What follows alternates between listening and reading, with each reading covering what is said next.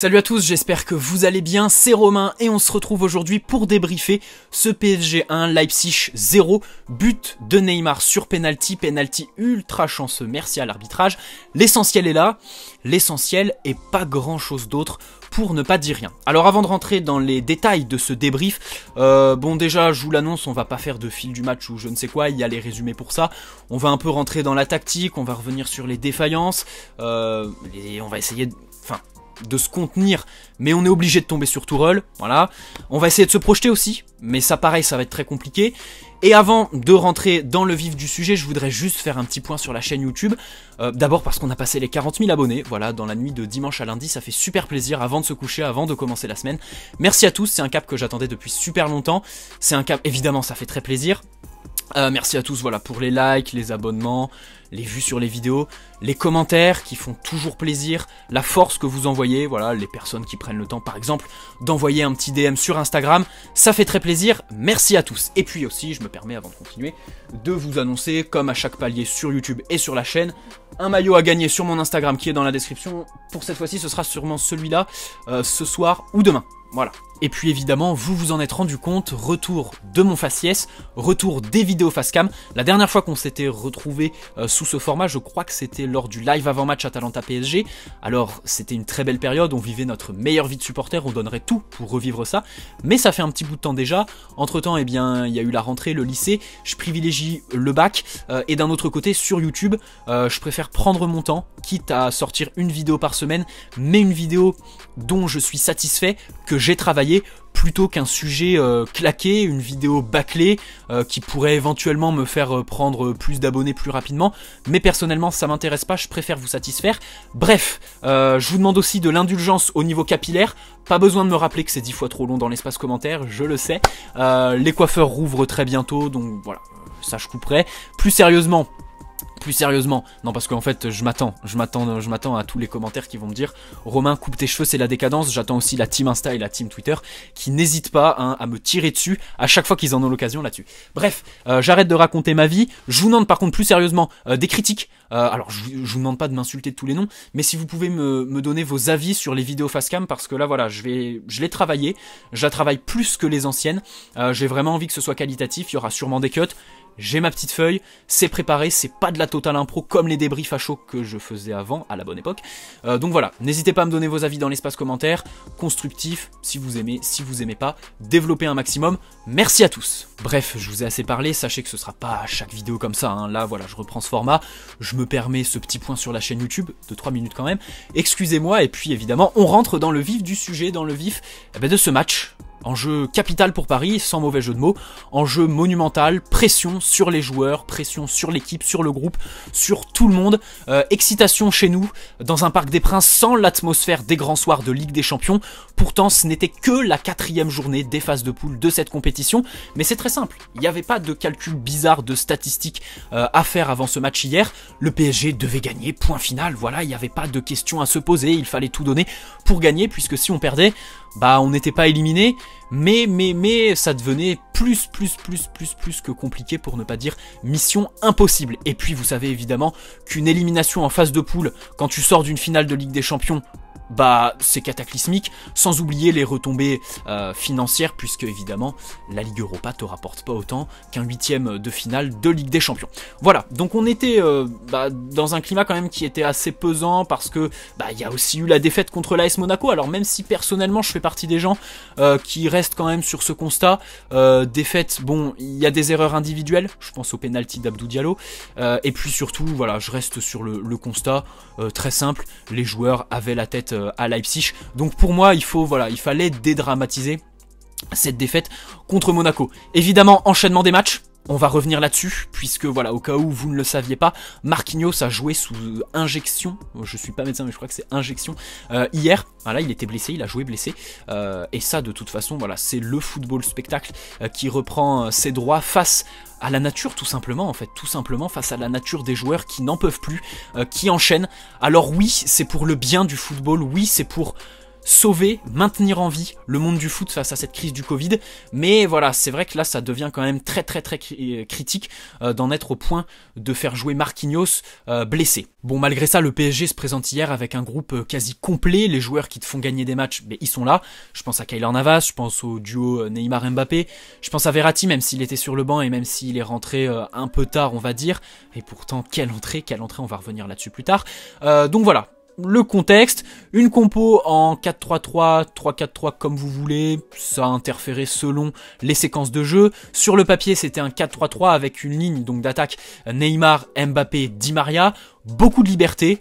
Peut-être trop pour les attaquants, puisque quasi pas de consignes pour Neymar et Mbappé, et lorsque Tourelle leur en donne, ils comprennent pas trop ce qu'il veut leur dire, hein. Vous avez tous en tête cette image en seconde mi-temps de Neymar qui peine à piger ce que veut lui inculquer Thomas Tuchel. Pas de numéro 9, voilà, alors là on peut diviser en deux le raisonnement. D'abord tu as Keane, qui signe, qui réussit ses débuts, qui marque, qui s'investit au niveau du collectif, qui est très intéressant, qui arrive à se connecter avec ses partenaires. Alors oui, Tourelle, après le mercato, disait qu'il fallait rien attendre de Moise Kean, mais moi je suis désolé, en 3 semaines, il lui a fait fermer sa bouche tout simplement. Et hier soir, la réalité, c'est qu'il fallait récompenser Kean de son début de saison, même s'il n'y a pas d'option d'achat, même si je ne sais quoi, même si voilà, en fin de saison, il retournera peut-être à Everton. Il a réussi ses débuts, il fallait quand même le récompenser. Et d'un autre côté, Tourelle est la seule personne au monde à penser, à imaginer un 4-3-3 sans véritable numéro 9, parce que Neymar faux 9, c'est pas que j'aime pas, mais c'est que ça le surresponsabilise, surtout quand le milieu ne suit pas, il est obligé de descendre 40 mètres pour aller chercher les ballons, les remonter tout seul, ça conduit à une perte de lucidité qui l'énerve et qui nous énerve aussi. Mbappé numéro 9, je ne reviens pas dessus, voilà, sinon je vomis comme vous. Pas de numéro 9, donc Tourelle, tu es le seul à penser ça, je suis désolé, t'es un peu esselé là-dessus. Bon, s'il y a des gens qui pensent qu'on peut construire un 4-3-3 sans véritable numéro 9, manifestez-vous, voilà. Bon, je pense qu'on peut pas vraiment revenir là-dessus en fait, sur ce choix qui est tout à fait condamnable.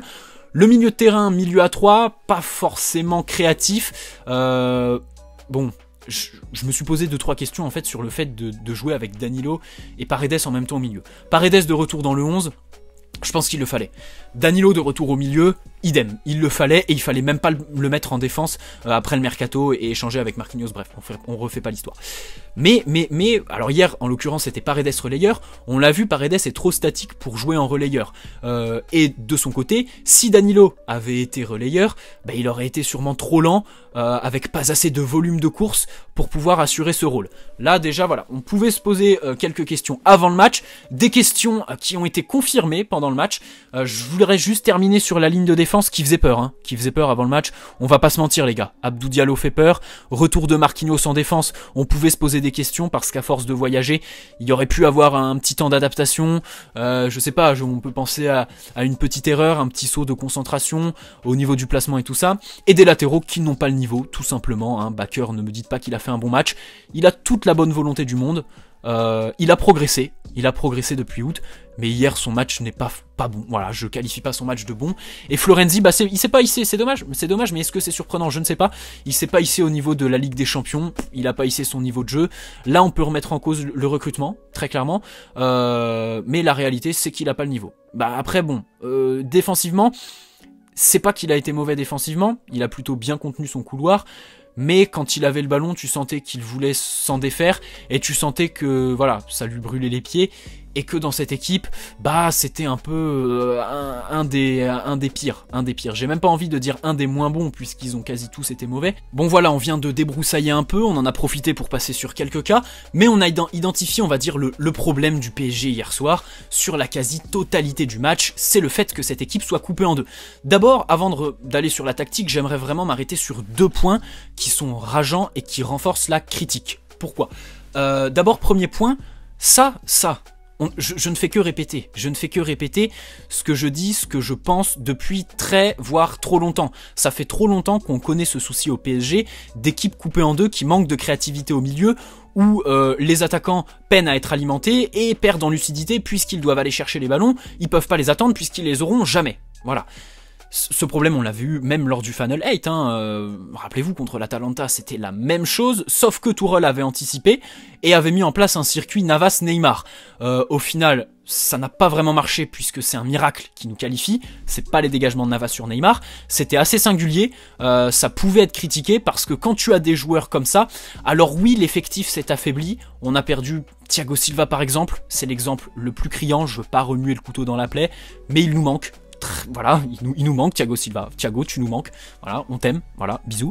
Et de l'autre côté, voilà, on a un entraîneur qui quand même dispose de joueurs de classe mondiale et qui fait rien pour les mettre réellement dans les bonnes dispositions, à part leur laisser des libertés. Vraiment, voilà, en fait, le PSG aujourd'hui, il y a deux PSG. Tu as les superstars, qui sont les plans de jeu, qui doivent nous faire gagner, et derrière les mecs qui défendent pour eux, qui éventuellement relancent, essayent de se connecter avec eux, mais dans tous les cas, ils ont pas vraiment le niveau pour le PSG. Voilà, c'est ce qui se passe aujourd'hui. Hier, l'écart entre la ligne donc de défense et la ligne de milieu était ultra serré. Alors oui, évidemment, du côté de Leipzig, on peinait à se positionner entre les lignes, c'était même quasi impossible, tellement on jouait bas et tellement les lignes étaient resserrées, mais le problème c'est que derrière, quand tu récupères le ballon, tu as 70-80 mètres entre ton milieu et tes attaquants. C'est problématique, surtout quand tes milieux de terrain, techniquement, ils sont défaillants. Je pense à Danilo, voilà, qui techniquement peine. Je pense à Herrera, qui dans l'engagement et pas irréprochable, mais voilà, il n'y a pas grand chose à redire là-dessus, mais au niveau de son jeu, c'est un peu plus voilà, critiquable, on va dire, hein. Est-ce qu'il a le niveau, je sais pas trop. Et puis Paredes hier, j'aimerais m'arrêter sur son cas 2 secondes. C'est un bon joueur de football, c'est un profil qui est très singulier, qui je pense peut coller au PSG en tant que sentinelle, hein. Je parle en tant que sentinelle, mais hier, honnêtement les gars, je sais qu'il y en a qui bandent dessus, son côté Sancho, son côté bagarre, je trouve ça idiot en fait. Ça sert à quoi? Ça sert à quoi? Vous allez me dire caractère? L'équipe elle a du caractère? Ouais, il y a la Grinta, il défend Neymar, Neymar il a pas besoin d'être défendu, hein. Neymar, voilà, il a pas besoin d'avoir un garde du corps sur le terrain en la personne de Paredes. On a claqué 50 millions sur lui, pas pour voilà qui reste comme un petit chien derrière Neymar et qu'il aille chercher la merde à chaque fois pour rien et pour au final s'en sortir avec un carton jaune. Donc très clairement Paredes, c'est inutile ce qu'il fait, c'est inutile et c'est débile, donc voilà, il faut le dire. Sinon, c'est un très bon joueur de foot, vous l'avez vu, hein, dans ma dernière vidéo 11 parfait, je le mets dans mon 11 type pour cette saison, oui, parce qu'il a des qualités footballistiques, parce que même si c'est un milieu statique, c'est quelqu'un qui occupe bien l'espace, qui met de l'engagement, là je parle au niveau des tacles, au niveau des duels, je parle pas lors des temps morts quand il va faire péter les plombs à l'adversaire pour récolter un jaune ultra bêtement, et puis évidemment, techniquement, il est bon, je pense qu'il a le niveau, notamment au niveau de ses passes longues et tout ça. Bref, arrête ton côté bagarreur, c'est idiot et ça sert à rien, Paredes. Et enfin, deuxième point rageant, et qui augmente la critique évidemment, c'est le fait, ce fait là, de jouer aussi bas, sur la quasi-totalité du match, c'est-à-dire sans remise en question, sans remise en cause de ta structure, de ton dispositif, à un moment donné. Tourelle n'éprouve à aucun moment la volonté de changer quelque chose. Le PSG joue bas, le PSG subit, le PSG joue mal au passage, ça lui va très bien. Le PSG, c'est une réalité, manque d'ambition tactique. Et ça, le pire dans tout ça, c'est que c'est un choix de Thomas Tuchel. C'est le plan. Alors oui, il y a un plan. Merci, bravo Thomas, on est fiers de toi.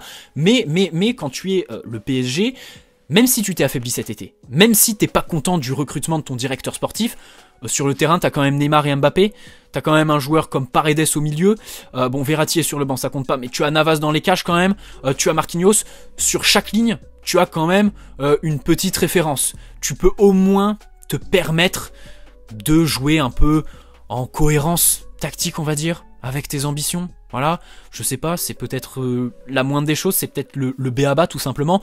Peut-être aussi c'est Leipzig en face, c'est Leipzig. Avec tout le respect qu'on a pour eux, Leipzig c'est pas le Real, c'est pas City, c'est pas Liverpool en pleine bourre.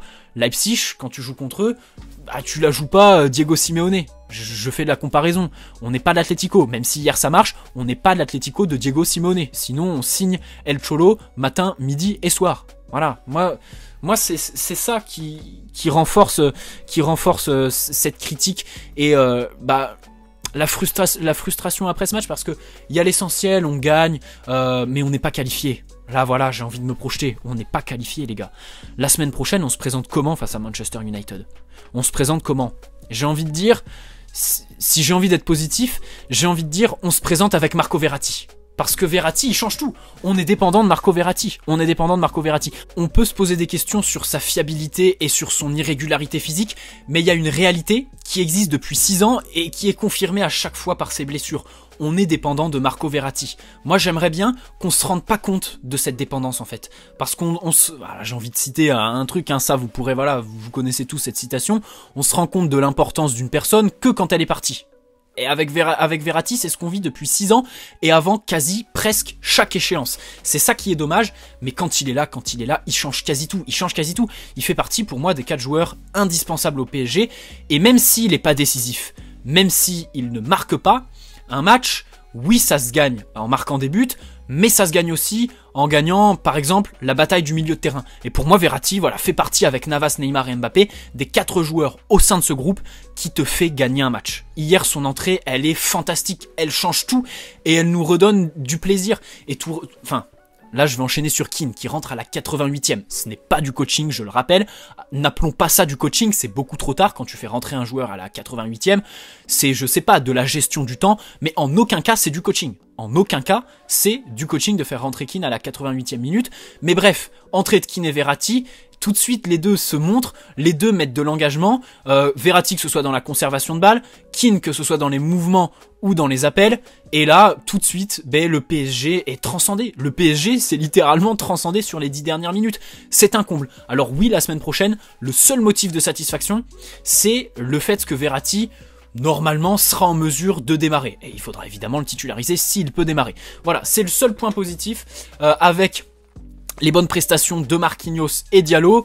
Bon, Navas, je le répète encore parce que c'est toujours important de le rappeler. Et enfin, j'aimerais terminer ce débrief avec Neymar et Mbappé. Puisque hier, alors il y a eu la propagande Twitter que j'ai suivie pour Mbappé, voilà, je trouvais ça sympa, non pas pour le motiver, parce que je pense pas, honnêtement, enfin pour moi ce serait grave qu'il ait besoin d'un hashtag pour être à bloc, je pense qu'il était déjà à bloc avant le hashtag, enfin j'espère, du moins pour lui et pour nous. Moi je voulais juste en fait montrer à travers cette propagande que Mbappé, il est aimé des supporters parisiens parce que il y en a beaucoup trop qui lui tombent dessus. Alors oui, c'est une réalité, dans les grands matchs, il se fait un peu absent. Oui, il faut qu'il arrête de se limiter à sa présence parce que la réalité, c'est que c'est un crack actuellement et en devenir. C'est un des meilleurs joueurs du monde actuellement et en devenir. Il a l'occasion de devenir le meilleur, ça c'est clair, on le sait tous, hein, ça fait 2-3 ans qu'on le sait.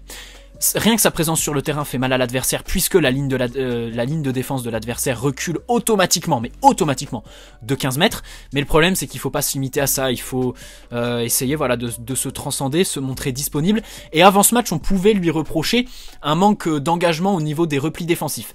Hier, le PSG, et ça a contribué à la piètre performance, le PSG n'a pas pressé, il n'y a pas eu de pressing. Ne me dites pas qu'il y a eu un pressing, ou alors quand il était engagé, c'était les 3 de devant, mais le problème c'est que derrière ça suit pas. Derrière ça suit pas, il n'y a aucune cohérence, ça voilà, c'est 0, pour moi c'est 0. Par contre, ils ont défendu, ils sont redescendus, ils se sont investis, que ce soit Neymar ou Mbappé, je dirais même aussi Di Maria, ça voilà, c'est bien. À l'heure des charges, circonstances atténuantes, hier ils se sont investis. Maintenant Neymar, il a manqué de lucidité en deuxième mi-temps, ça commençait à devenir très très chaud, mais c'est pareil, ça fait que de... En fait, Roten a raison quand il dit que le PSG régresse de match en match. Moi je dirais que la surresponsabilisation de Neymar augmente de plus en plus de match en match. Et ça, c'est incroyable. Ça, c'est incroyable que Neymar soit de plus en plus responsabilisé au fil des matchs. Et au final, à chaque fois, il perd encore plus de lucidité. À chaque fois, il s'énerve encore plus. Et à chaque fois, voilà, il nous énerve encore plus. Il en fait toujours plus, toujours trop.